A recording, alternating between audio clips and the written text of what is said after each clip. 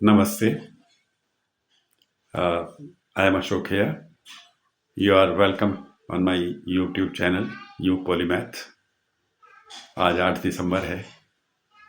8 दिसंबर का दिन बोधि दिवस के रूप में मनाया जाता है, क्योंकि आज के दिन सिद्धार्थ गौतम बुद्ध को बोधि ज्ञान हुआ था।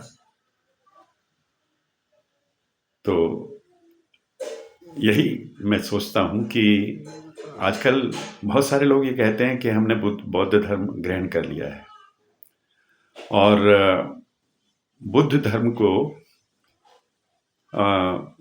ब्राह्मण के खिलाफ कह करके भी कुछ लोग आलोचना करते हैं। शुरू आदिकाल में ब्राह्मणिज्म का, वैदिक धर्म का प्रचार था।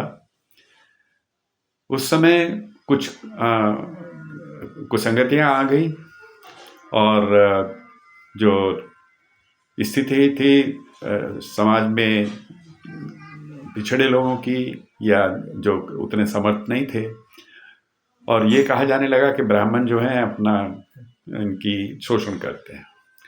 तो बुद्ध ने एक रास्ता दिखाया। हालांकि ऐसा कहीं वर्णन है नहीं कि जो बौद्ध धर्म जो है, लेकिन चूंकि बौद्ध धर्म के बाद बुद्ध धर्म आया, इसलिए कहा कि ब्राह्मणों का निषेध किया है। ऐसा नहीं है। मेरा मानना यह है कि जब तक आप ब्राह्मण नहीं है, जब तक आप ज्ञानी नहीं है, जब तक आप में वो उचित और अनुचित को समझने का मादा नहीं है, तब तक आप बुद्ध हो नहीं सकते। पहले आपको ब्राह्मण ही होना पड़ेगा। हमारे सनातन धर्म में किसी बाहर के से किसी को आलोचना नहीं की जाती, अंदर ही इसमें आलोचना भी होती रहती है। उसका फिर परिवर्तित विकास होता रहता है। इसी तरह से जैसे ब्राह्मणिज्म के बाद बुद्धिज्म आया, बुद्धिज्म के बाद फिर दोबारा से ब्राह्मणिज्म आ गया, फिर बुद्धिज्म आया। ये क्रिया चलती रही, आलोचना, प्रतिलोचना, फिर उसका वो सामाजिक जो भी रहा हो संदर्भ। लेकिन मेरा मानना यह है कि जब तक आदमी ब्राह्मण नहीं होगा, तब तक बुद्ध नहीं हो सकता। और ब्राह्मण यदि सभी लोग बुद्धिज्म हो जाएं, बुद्ध हो जाएं, तो वो तो दुनिया का सबसे श्रेष्ठ दिन होगा, क्योंकि उस समय सब लोग बौद्ध होंगे, ज्ञानी होंगे। वो कोई गलत कार्य नहीं करेंगे, सम्यक कार्य करेंगे, और वो ऐसे पथ का अनुसरण करेंगे जहाँ कोई युद्ध ना हो, कोई किसी के प्रति घृणा ना हो, सम्यक ज्ञान होगा उनका। तो वो बहुत ही श्रेष्ठ और एक तरह से यूटोपिया होगा, आदर्श दिन होगा, जिस दिन सभी लोग बुद्ध हो जाएंगे। कहना बड़ा आसान है कि वो बुद्ध हो गया, नहीं, ऐसा नहीं है। बहुत उसके लिए बुद्ध बहुत सारे संघर्ष करने के बाद आए थे।